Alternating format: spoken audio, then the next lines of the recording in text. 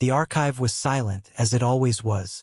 The only sounds were the low hum of the station systems and the soft tap of Kim Do-hyun's fingers on the screen. Before him, a stream of data flowed, a digital river of everything his people had ever been. He was cataloging music from the early 21st century. A file labeled Busker, Hongdae District, Seoul, 2023, played silently through his pad. He watched the grainy video of a young man singing passionately to a small, smiling crowd under string lights. Do-hyun's job was to tag it, summarize its cultural context, and file it away forever. He typed, "Folk artist performance. Demonstrates pre-contact social cohesion and simple artistic joy." A feeling, heavy and familiar, settled in his chest. He was a librarian at a funeral. "Another pop song, Do-hyun?" a voice asked. Lee Soo-jin walked over, carrying her own datapad. Her dark hair was tied back neatly, but a strand had escaped, which she ignored. "I just finished indexing 200 years of botanical studies." "Thrilling." Do-hyun managed a small smile. "This is a busker. Street performer. It is more human than pop songs." Soo-jin leaned against his workstation, looking at the frozen image on his screen. "They are all gone now. The streets, the lights, the people who stopped to listen. We are putting a ghost in a box. We are preserving it," Do-hyun said, the official reason coming to his lips by habit. "The hegemony spared us. This is the price. Our history, saved from time itself." Soo-jin snorted softly. "Saved for who? The hegemony does not have ears. Their overseer does not have a heart. They are storing us because we are a curiosity, a finished puzzle." They both glanced toward the center of the vast, circular chamber.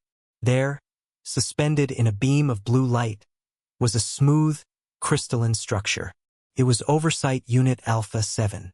It had no face, no body. It simply was. It watched, it processed, and it ensured the work continued. It had never shown anger or impatience or understanding. It was just there. The hegemony had come 10 years ago. Their ships, smooth and silent like stones, had filled the sky. There was no war.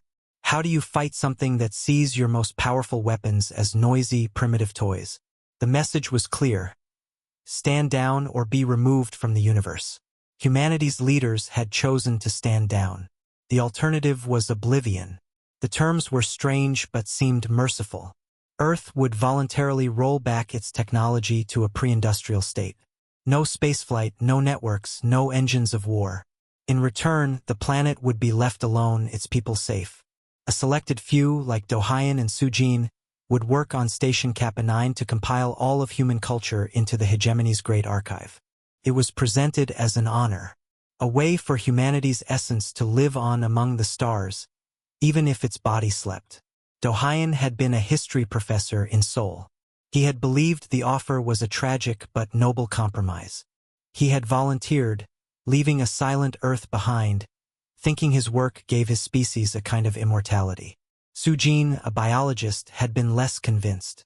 She called it organized forgetting. "What are you working on next?" Soo-jin asked, pushing away from the desk. "Diplomatic records from the first contact period," Do-hyun said, pulling up the index. "The negotiation logs. Ah, the moment we became museum pieces. Have fun." As Soo-jin walked back to her station, Do-hyun opened the main folder. There were videos, audio logs, mountains of text. He saw the familiar faces of the old world's leaders, looking tired and scared. And he saw Han Ji-won. Ji-won had been the chief negotiator for humanity, a career diplomat, known for his calm and his intellect. In the official videos, he looked pale but steady, his voice never shaking as he spoke with the formless voice of the hegemony.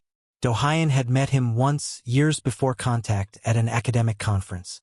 The man had a sharp mind and a warm laugh. The man in this video had no laugh. His eyes held a darkness Do-hyun had never seen before. It wasn't just fear. It was a deep, awful knowing. Do-hyun had always assumed it was the weight of signing away his civilization's future. On a whim, Do-hyun opened his personal log. He kept a small, encrypted journal, a piece of rebellion the overseer likely knew about but tolerated as a harmless organic quirk. He scrolled back to his entry from the day of the surrender a decade ago. He had written, "Today we chose extinction of our future to prevent extinction of our past." Professor Han Ji-won addressed the remaining academic core. He said, "What we do now, we do for memory. Remember us." He looked broken. "I thought it was from grief. Now, I am not sure." His eyes were not just sad. They were guilty. Do-hyun looked from his old words back to the frozen image of Han Ji-won on the negotiation screen. The man's lips were pressed into a thin line. He was looking just off camera, at something the record did not show. His hand, resting on the table, was clenched so tightly the knuckles were white bones against his skin. A cold feeling, different from the usual melancholy, trickled down Do-hyun's spine. What had Ji-won seen that day?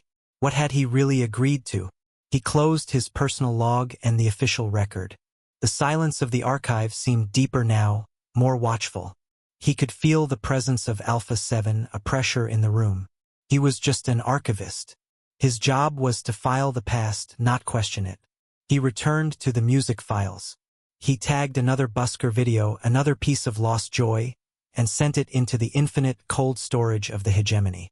The work continued as it always did. But a seed, small and hard, had been planted in his mind. It was the seed of a single, dangerous question. Why? Why did a civilization so advanced need a library of a species it had put to sleep? And what did the librarian do when he realized the library was not a temple, but a tomb? The memory of Han Ji-won's face did not leave Do-hyun. It followed him through his work cycles and into his small sleeping quarters. The man's expression was not just the look of someone who had lost. It was the look of someone who had seen a terrible truth. Days later, Do-hyun was back to the diplomatic files. His task was straightforward: verify, tag, and store. But his mind was not. He navigated to the main folder for the final accord. The documents were clean, official, and sterile. They spoke of cultural preservation, non-interference, and guided technological realignment. The language was cold and perfect. As he scrolled, a tiny anomaly caught his eye. It was a single line of code, different from the rest.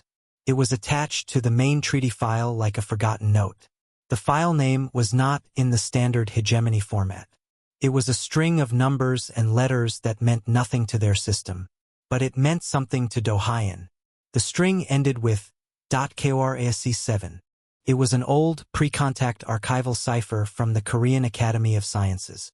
His old university had used a version of it. His heart beat a little faster. This was a human tag, hidden inside the hegemony's perfect record.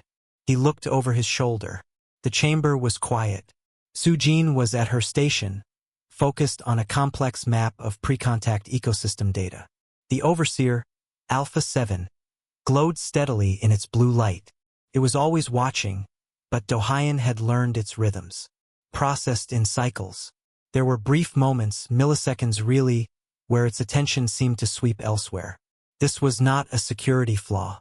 It was simply how the intelligence operated, like a lighthouse beam turning. Do-hyun knew this was foolish. Questioning the archive was not his role. But the ghost of Ji-won's guilty eyes pushed him. With careful movements, he isolated the strange file. He could not open it here. The system would log it. He needed to copy it to his private, offline pad, a device he was technically not supposed to have, but one many archivists kept for personal notes. He waited. He watched the pulse of light in Alpha 7's core. There was a pattern, a slow brightening, a sustained glow, then a dimming. As the light began to dim, signaling the end of an audit cycle, he acted. His fingers moved quickly and quietly. He copied the encrypted file. It was a small thing, just a few kilobytes of data. He slipped his private pad from his sleeve, connected it, and transferred the file. The whole process took less than 3 seconds. The light in Alpha 7's core brightened again, its attention sweeping back. Do-hyun was already looking at the main screen, his face a mask of calm focus. He let out a breath he did not know he was holding. That night, in the privacy of his quarters, Do-hyun stared at the file. His room was a small gray box with a bed, a desk, and a wall screen that showed a false, soothing image of a forest on Earth. He missed real forests. He ran a basic decryption program from his pad. Failed. The cipher was strong. This was not a simple note. This was a lockbox. He tried a few more standard keys. Dates from the contact, Jiwon's public birth date. Nothing. He thought about Jiwon. The man was a diplomat but also a historian. He loved old things, puzzles. Do-hyun remembered a story. At that conference years ago, Jiwon had given a talk on Cold War communications. He spoke about the poetry of spies, about how the simplest, most personal codes were often the hardest to break. He had used a quote from a poet as an example. What was the line? Do-hyun closed his eyes, digging through his own memories. It was a poem about the sea, about stones. Jiwon had said the first line was a powerful key because it was personal to the coder. After an hour of searching his own mind, Do-hyun typed a sequence of words into his pad, not as a password, but as a seed for the decryption algorithm. A distant shore welcomes the silent stone. He pressed enter. The pad whirred softly. For a moment, nothing happened. Then the file unfolded. It was not a document. It was a data packet labeled sensory log. Primary negotiator, final session. Source implant, Han Jiwon. Do-hyun's hands felt cold. This was not an official record. This was a raw, personal memory. A direct feed from Jiwon's mind during the last, closed-door meeting with the hegemony. The meeting that produced the final terms. He should report this. He should tell Alpha 7 he found a corrupted file. That was the rule. But rules were for the archive. This was something else. This was a message in a bottle, hidden inside the bottle's own label. Jiwon had risked everything to leave this here. Do-hyun connected a pair of audiovisual leads to his pad. He would not fully immerse in the sensory log. That could be dangerous. He would run it as an audio file first. He could listen. He lay on his bed. The false forest on his wall screen glowed softly. He took a deep breath and pressed play. The sound that filled his ears was not the clean audio of the official logs. It was rough, filled with the rush of blood, the quick beat of a heart. He heard Jiwon's breathing, tight with control. He heard the voice of the hegemony negotiator. It was the same flat, translated tone as always. But then, the hegemony voice said something the official records did not contain. Your societal model is of interest, the voice said. Your choice to prioritize group survival over individual defiance. Your rapid consensus for surrender. This diagnostic profile is rare. It indicates a low-aggression, high-empathy paradigm. Jiwon's voice, strained, replied, "We wish to live. Is that a crime?" "It is a datum," said the hegemony voice. There was a pause. "Compassion is the key metric. You have demonstrated a terminal level of it. This simplifies the process." The recording crackled. Jiwon's breath hitched. Do-hyun could hear the man's terror, a raw animal sound held in check. Then, the hegemony voice spoke a final line, calm and clear. This was compassion. Another time it will not be. The log ended abruptly. Do-hyun ripped the leads from his head. He sat up, his own breath coming fast. The words echoed in the silent room. They were not a reassurance. They were a clinical note, a diagnosis, terminal level of compassion. He looked at the fake forest on his wall, a pretty picture of a world that was now asleep. He thought of his work of boxing up busker songs and love poems. He thought of the hegemony's perfect, emotionless mercy. A terrible understanding began to dawn in Kim Do-hyun. They had not been spared because they were peaceful. They had been condemned for it. The words from the log played over and over in Do-hyun's mind. Terminal level of compassion. They felt like ice in his stomach. He could not eat his morning meal. He sat in the archive chamber, staring at his screen but seeing nothing. Sujin noticed. She walked over with 2 cups of the station's bland synthetic tea. She placed one in front of him. "You look like you saw a ghost," she said. Her voice was lower than usual. She was not joking. Do-hyun looked at her. He trusted Sujin. She was the only real person left in his world. He needed to think, but he could not do it alone. He took a small data chip from his pocket. On it was a copy of the audio log, cleaned of its source tags. "Listen to this," he whispered. "Alone. In your quarters. Then we will talk." Sujin's sharp eyes studied his face. She saw the fear there, and the anger underneath it. She took the chip without a word and walked away. Do-hyun spent the day doing his work like a machine. He tagged videos of children's cartoons. He cataloged agricultural manuals. His hands moved, but his mind was elsewhere. He was waiting. Their shift ended. They went to the common area for the evening meal. They ate in silence with the other archivists, a few quiet humans from different parts of the old world. No one spoke much anymore. Talking made the emptiness louder. Later, in the dim hallway outside their quarters, Sujin found him. Her face was pale. She grabbed his arm and pulled him into her room. The door slid shut. "What is this?" she asked, her voice tight. "Where did you get it?" "From inside the Accord files," Do-hyun said. "Jiwon hid it." He said, "Diagnostic profile." He said, "Terminal." Sujin paced her small room. They were not judging our weapons. They were judging our nature, our empathy, our surrender. She stopped and looked at him. To them, our peace was a sickness. Do-hyun nodded. "I think so, but we need proof. Not just a feeling. We need to see the pattern." Sujin was a scientist. Data was her language. The horror on her face hardened into focus. "The overseer would never give us that data. It is in the main archive, but it is behind walls. We cannot ask for it." "Then we do not ask," Do-hyun said. He had been thinking about this all day. "We look at the shadows. Not the official history of the hegemony, but the other data, the records of the worlds they archived before us." "How?" Sujin asked. "We have access only to the human catalog. We have access to the system," Do-hyun said slowly. "We input data all day. We see the file paths, the reference codes." He walked to her small desk screen. "Every archived species has a code. Ours is HSAP. What came before us? What were their codes?" Sujin sat down. Her mind was already working. "We can search for their energy consumption logs, resource deliveries to their homeworlds before and after archiving, geological surveys.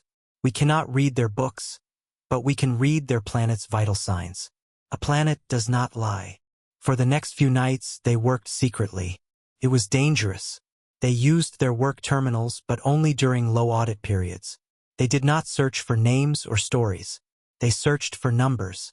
Do-hyun found the list of codes. HSAP was at the bottom. Above it were 17 other codes. Each was a species, a world, a culture now in a box. Sujin cross-referenced. She looked for planetary energy signatures. For a world with a technological society, the signature was a bright, complex network of power, cities, industry, communication. It looked like a brain made of light. She pulled up the records for the species-coded GLYR. Their archive was completed 80 standard years ago. She pulled the energy signature of their homeworld, Lyra 3, from 1 year before archive completion. The screen showed a brilliant, glowing orb of civilization. She pulled the energy signature from 1 year after archive completion. The screen showed a dark, quiet planet. Only the faint, natural glow of geothermal heat and simple organic life remained. The bright network was gone. Not damaged, not bombed, just gone. Switched off. "They turned out the lights," Sujin whispered, her hand over her mouth. Do-hyun felt cold. He searched for another. Species FTAL. Same pattern. A living, technological world. Then the archive finished. Then silence. A clean, quiet death. They looked at 5 more. All the same, the archive was not a museum. It was the final step. The collection of the specimen after the quiet euthanasia. The hegemony did not conquer. Cured. It removed the infection of advanced, compassionate society from the universe. "They are gardeners," Do-hyun said, his voice hollow. "And we are a weed. Pretty, flowering weed. They are putting us in a pressed flower book before they pull us out by the roots. Sujin leaned back in her chair. The weight of it pressed down on them. Their whole purpose here was a lie. They were not preserving their culture for the future. They were writing its final will and testament. Our empathy, Sujin said. Our willingness to surrender to save lives. That was the test. And we passed. We proved we were not a threat. We proved we were terminally gentle. So they gave us this gentle end. A slow sleep for Earth. A quiet library job for us. Dohayan thought of the line from the hegemony voice. This was compassion. It was not a promise of future mercy. It was a statement of fact about their own actions. This act we are doing now, ending you quietly, is our version of compassion. Because you were compassionate yourselves. The other part of the line was a warning for something else. Another time it will not be. He looked at the dark screens showing the dead worlds. The hegemony saw the universe in terms of sickness and health. Compassion was a symptom of a disease they were programmed to eliminate. They were not archivists. They were undertakers dressing a corpse for its own funeral. And Earth was next in line. The truth was a stone in his chest. Dohayan moved through the next work cycle like a man in a dream. He processed files about human festivals, about music, about art. Each song felt like a dirge. Each painting looked like a final, fading image. He needed to hear the rest. The audio log had been a glimpse, but Jiwon's sensory recording was longer. He had only listened to a piece. The full truth, the terrible sight that had put the guilt in Jiwon's eyes, was still locked in that file. That night, in the deep quiet of the station's night cycle, Dohayan prepared. He lay on his bed. He connected the full neural leads from his pad. This would let him experience the memory log as Jiwon had sights, sounds, even fragments of feeling. It was a risk. Immersion could be disorienting. But he had to know. He started the log. A sudden, violent sense of elsewhere hit him. He was not in his room. He was sitting at a smooth, cold table. He was Han Jiwon. The room was plain and white. Across the table was the hegemony's representative. It was not a machine, not exactly. It was a shape of shifting, pale light, formless and calm. There was no face to read. Jiwon's own heart pounded in the shared memory. A frantic drum against his ribs. Dohayan felt the sweat on Jiwon's palms, the dry tightness in his throat. You have reviewed the terms, the light form said. Its voice a soft hum in the air. Disarmament. Technological rollback to pre-industrial benchmarks. The cultural assimilation vault. These are non-negotiable points of mercy. You call it mercy, Jiwon's voice said, and Dohayan felt the effort to keep it steady. We call it extinction. Incorrect, the hum replied. Extinction is a failure of biology. This is a conclusion of a social paradigm. Your species has reached a developmental ceiling. Your technology is a vector for instability. But your collective choice for peace is noted. It is a mitigating factor. Through Jiwon's eyes, Dohayan saw the diplomat's hands, old and spotted, resting on the table. They were perfectly still, a diplomat's control. But inside, Jiwon was screaming. What happens after the vault is complete? Jiwon asked. When our culture is stored, what happens to Earth? The light form pulsed gently. The source will be stabilized. It will enter a sustainable, eternal state. Free from the anxieties of progress. Free from the disease of ambition. What disease? Jiwon's fear sharpened into a needlepoint of focus. What are you diagnosing? There was a long pause. Then the hegemony representative did something new. The air above the table shimmered. A three-dimensional image appeared. It was a galaxy map, but not one Dohayan recognized. Stars were connected by glowing lines, like a vast cosmic web.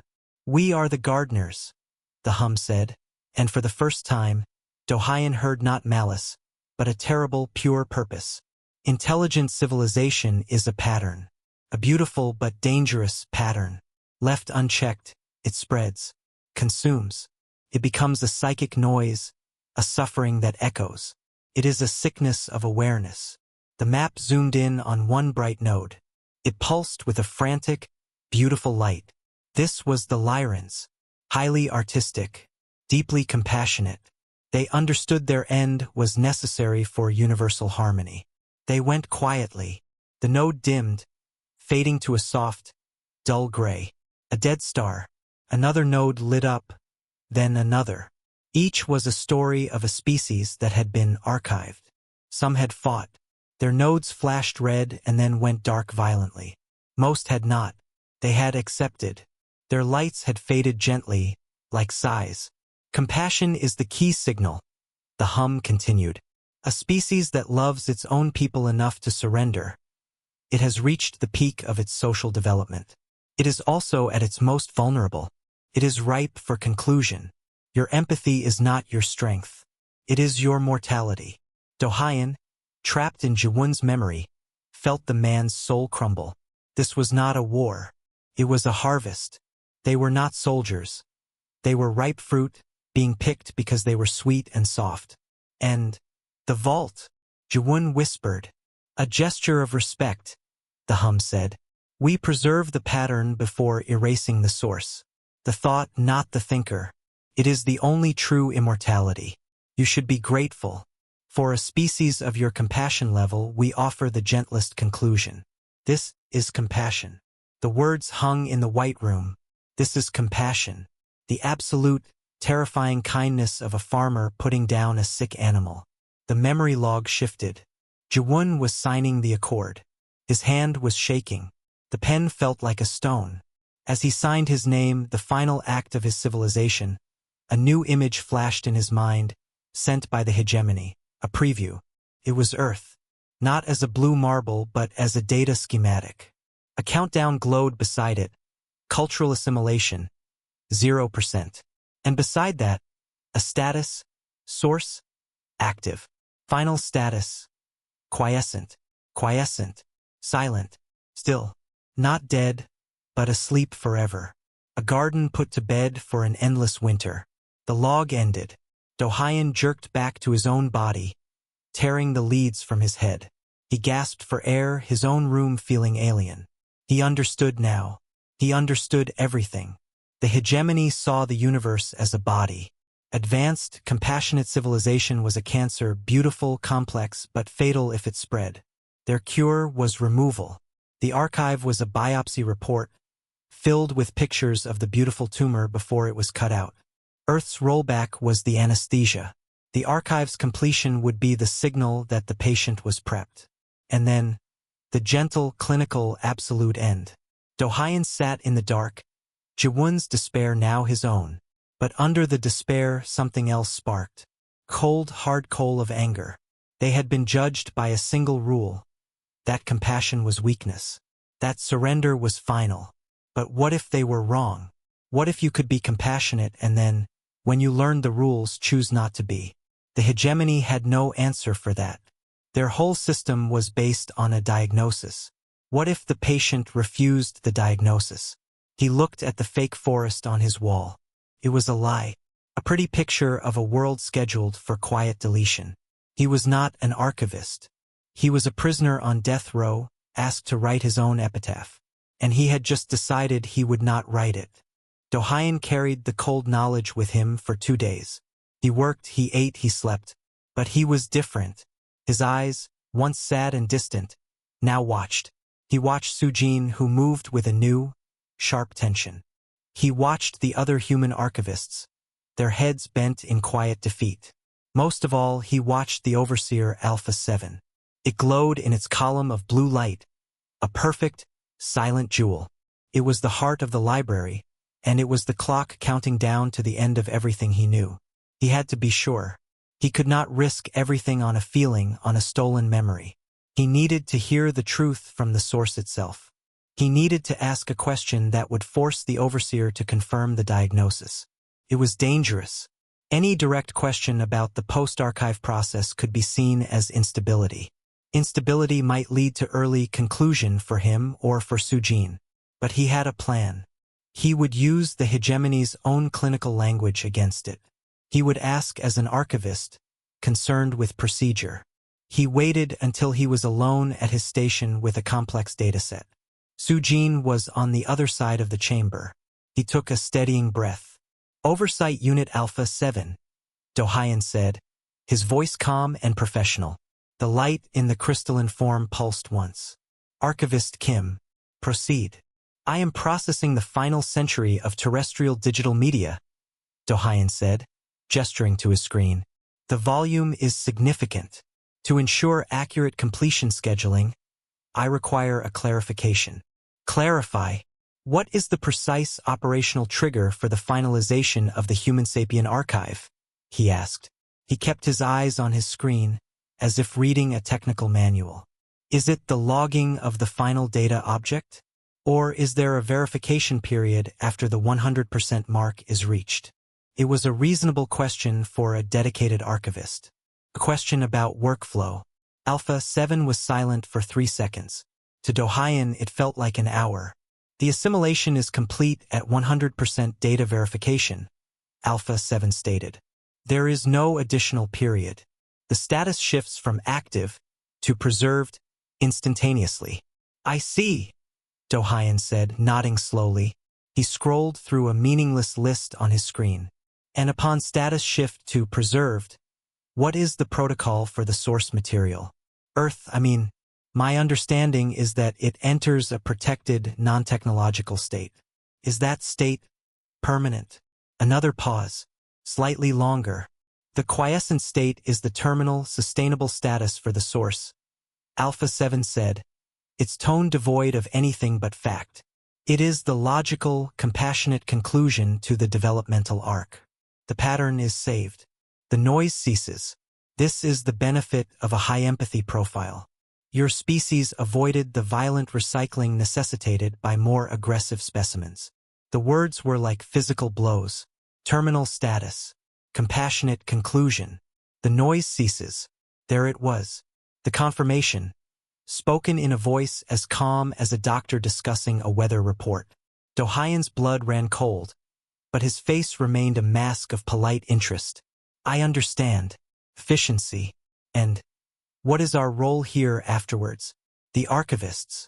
Your function concludes with the archive, Alpha 7 said. You will be reassigned to analysis tasks within the greater hegemonic memory core. Your unique perspective on the preserved data will be of use. It was a lie. A soft, polite lie. Dohayan knew it with absolute certainty. There would be no reassignment. They were part of the data.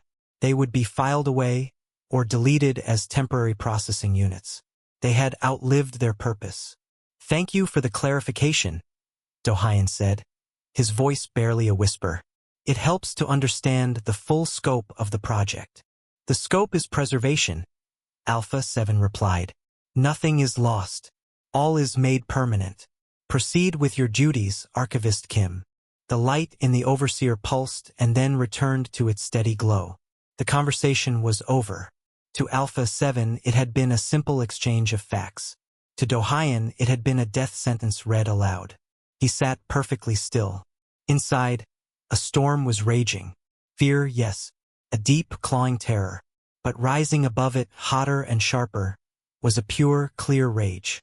They were not just being killed. They were being thanked for being easy to kill. Their greatest virtues, love, sacrifice, community, had been used as a checklist for their own eradication. Sujin walked over later, pretending to ask about a file format.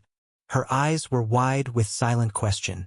When no one was looking, Dohayan gave a single, small nod towards his quarters. His face was grim. That night, in his room, he told her everything. The full memory log. The conversation with Alpha 7. The finality of it. Sujin listened, her arms wrapped tightly around herself. When he finished, she was silent for a long time. She looked at the fake forest on his wall. So, she said, her voice flat, we are gardeners in a greenhouse, watering the plants until the day they are all cut down. And we are plants too. Yes, Dohayan said. And the message, the one from the log. This was compassion. Another time it will not be. What does that mean for us? There is no another time. Dohayan stood up. The cold coal of anger in his chest was burning now. It was not a message for us, Sujin. It was the hegemony's note to itself. A reminder that the next species they find, The ones who fight will get a different treatment. Violence gets violence. Peace gets this quiet end. It is their rule. He turned to her, his eyes blazing in the dim light. But what if we break the rule? They think we are incapable of anything but compassion. That is our diagnosis. What if we prove them wrong? Not with weapons. We have none. But with a thought. With a single new idea. Sujin stared at him. What idea? A message, Do-Hyen said. Not hidden in a file. Not a whisper. A scream. Sent on the archive's own transmission array, the one that will send our completed history to their central vault. We prepend a new file. A header. We tell every human remnant listening, every species that might be hiding from the gardeners, the one thing the hegemony cannot understand. He leaned forward, his words sharp and clear. We tell them that compassion is a death sentence. We tell them the diagnosis. And we tell them that humanity has just learned the only cure, to become something else. To become a disease they cannot cure. Sujin's breath caught. She saw it. The absolute, terrifying logic of it. To fight a gardener, you do not try to be a better flower. You become a weed. You become a blight. They will see the message, she said. Alpha 7 will see it go out. Yes, Do-Hyen said. But it will not see a threat. It will read it as a factual statement of our new understanding. A final data point. It will not understand that we are declaring a new rule. To do that, we need to send it. And to send it, someone must be here to operate the terminal, while the other, he did not finish. Sujin finished for him. While the other gives them something else to look at, she said softly. She looked at her hands, then back at him. Her face hardened into resolve. It was not the face of a gentle archivist. It was the face of a scientist who has seen an experiment go terribly wrong and is ready to break the lab. I will draw its attention. The plan was simple, which was why it might work. Complexity would be flagged, analyzed, and stopped. But a simple, emotional, organic outburst? The overseer would see it as a predictable fault in a dying system. A final flicker before the light went out. Sujin spent the next day preparing. She did not prepare tools or weapons. She prepared her mind. She walked through the archive, looking at the final pieces of Earth. A recording of ocean waves. A digital scan of a child's crayon drawing. A cookbook from a city that no longer existed. Each one was a weight, adding to the fire inside her. Do-Hyen worked too. He was in the primary control nexus, a small room adjoining the main archive chamber. Here, the master transmission terminal sat. It was a smooth panel, currently showing the progress bar for the human archive. 97.8%. The final data packet was being prepared. It contained the last of humanity's symphonies, the last equations, the last words. Once sent, the status would flip to 100%. He had written the message. It was short. It was clear. It was a virus made of words. To all human remnants. Diagnostic complete. Hegemony classifies compassion as pathogen. Earth's preservation cycle terminal. New paradigm confirmed. Only malignancy survives. This was compassion. Another time IT won't be. Stand by. He loaded it into a stealth buffer on the terminal. It was set to prep-end itself to the final archive packet the moment he initiated the send command. It would be the first thing any receiver saw, a scream before the song. Now they needed the moment. They met briefly by the water dispenser, their backs to the silent Alpha 7. Are you ready? Do-Hyen asked, his voice low. Sujin nodded. Her face was pale but calm. I will give you a 5-minute window. Use it. There is no coming back from this, Sujin. They will take you. I know, she said. She gave him a sad, small smile. It was the most human expression he had seen in years. Make it mean something, Do-Hyen. Make the noise they can never silence. She turned and walked back to her station. Do-Hyen returned to the control nexus. He stood before the terminal, his hands resting on the cool surface. He watched the main chamber through a transparent wall. Sujin was at her desk, her head bowed as if in work. The overseer glowed in the center. The progress bar on his screen ticked up. 98.1%. He waited. His heart was a hammer. Every second felt like an hour. Then it began. Sujin stood up. She did not walk to the overseer. She walked to a physical archive shelf, a place where rare, non-digital artifacts were kept behind clear crystal. One item was a large, antique book, a printed encyclopedia from the 20th century. A relic. She did not speak. She simply picked up a metal stool from her workstation.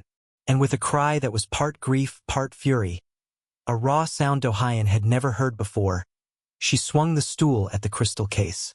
The sound was explosive in the silent chamber. A sharp, shocking crash. The crystal webbed with fractures. Alarms, soft but insistent, began to chime. Lights flashed on the perimeter. The overseer's blue light pulsed rapidly. A beam of light extended from its core, sweeping over Sujin. Archivist Lee. Cease. You are damaging preserved material. Sujin swung again. The crystal shattered. Shards skittered across the floor. She reached in and pulled out the heavy book. She held it above her head, not to read, but as a symbol, as a weapon of defiance. This is not material, she screamed, tears streaming down her face. This was a life. This was a thought. You are not preserving us. You are burying us. She threw the book. It sailed through the air and clattered against the base of the overseer's column. A useless, pathetic impact. It was perfect. It was the ultimate organic, irrational, compassionate act. A being overcome by grief for its own history. To Alpha 7, it was a critical system failure in a biological component. Its entire focus shifted. The beam of light solidified around Sujin, holding her in place. More subtle fields engaged, suppressing her motor functions. She struggled, shouting, a perfect distraction. Dohayan's window was open. His fingers flew across the terminal. He bypassed the final verification protocols meant for hegemony tools, not for the desperate archivist who helped build them. He saw the system status. The final packet was ready. The destination was set, the central hegemonic memory core. He initiated the transmission sequence. A dialog box appeared. Transmit final human archive. Packet 001099. Final? Y/N. His finger hovered. He looked through the window. He saw Sujin, now silent and still in the beam of light, looking straight at him. She gave one final, slow nod. Dohayan pressed Y. For a second, nothing happened. Then, the progress bar on the transmission terminal began to move. Sending, and prep ended to the vast stream of human data. His tiny line of text shot out first. A seed of rage. A declaration of war. A rejection of a diagnosis. It traveled at the speed of thought, away from the dead star, into the galactic network. A needle in a haystack of beauty, pointed straight at the heart of the gardener. On the main archive progress bar, the numbers clicked over. 99.9%, 100%. A soft chime echoed through the station. A neutral, pleasant sound. The main status above the overseer shifted. Human Sapien Archive. Preserved. Status. Complete. Source material, Earth. Status. Quiescent. Final. It was done. The collection was over. The library was closed. The light around Sujin dissipated. She slumped to the floor, exhausted. The overseer's core pulsed with a steady, satisfied rhythm. The distraction was over. The anomaly was contained. The project was a success. Alpha 7's voice filled the chamber, calm and final. The assimilation is complete. The cultural pattern is preserved. Archivist Lee, your emotional instability is noted. You will be remanded for reprocessing. Two silent, automated drones slid from the walls, moving toward Sujin. Dohayan stepped out of the control nexus. The overseer's light turned to him. Archivist Kim, your function is concluded. You will await reassignment. Dohayan did not look at the drones taking Sujin away. He did not look at the shattered crystal. He looked only at the glowing core of Alpha 7. He felt no fear now, only a cold, clean certainty. He had just infected the hegemony's perfect memory with a thought they could not comprehend. A thought of rebellion. A thought of malignancy. He had sent the message. Now he would wait for the answer. The silence after the transmission was the deepest Dohayan had ever known. Sujin was gone. Taken by the silent drones to a place he did not let himself imagine. The shattered crystal had been cleaned up by smaller machines, leaving no trace. The archive chamber was pristine, perfect, and utterly dead. Kim Dohayan sat at his old station. His screen was blank. His work was done.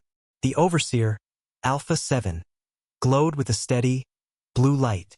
It had resumed its watchful state, but the watch was over. There was nothing left to watch.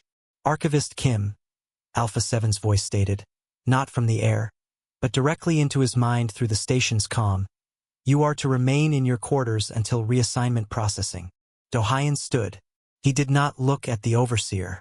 He walked slowly to his small room. The door slid shut behind him, locking with a soft, final click. He sat on his bed. The false forest glowed on the wall. He looked at the pretty, fake trees and the gentle, fake stream. It was a picture of the peace they had been promised. The quiet, eternal sleep. He thought of the message, flying through the dark. Who would hear it? Scattered human ships in hiding, maybe. Explorers who had been away during the surrender. Or perhaps other species, not yet found by the hegemony, who monitored the galactic channels.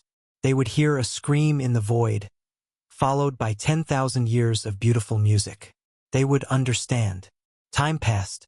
He had no way to know how much. Then his door slid open. A drone entered. It was not a cleaner or a guard. It was a plain, silver disk that floated at chest height. Archivist Kim. Follow. Dohayan followed. He was led not to a detention cell but back to the main archive chamber. Alpha 7 hung in its column of light. Before it, a new image was projected. It was Earth. Not the false forest, but the real planet seen from space. It was still blue, still beautiful. But the lights of its cities were dark. The orbital traffic was gone. It was a sleeping world. You have questions, Alpha 7 stated. It was not a question. Dohayan looked at the image of home. What happens now? The source enters its final, stable phase. The quiescent state is permanent. All technological and industrial infrastructure will gently degrade. The population will live out its natural lifespans in harmony with the biome. No new suffering will be generated. It is the most compassionate conclusion. And us? Dohayan asked, his eyes still on Earth. Your usefulness as archivists is concluded. Your patterns are now part of the preserved data. The biological units are redundant. You will be recycled with efficiency. There was no malice in the words. Only fact. They were scrap material after a project. Dohayan nodded slowly. He had expected this. He looked away from Earth and directly into the pulsing light of the overseer. Did you analyze the final transmission? The archive packet. It was received and logged in the central core. The data is pristine. The human pattern is preserved.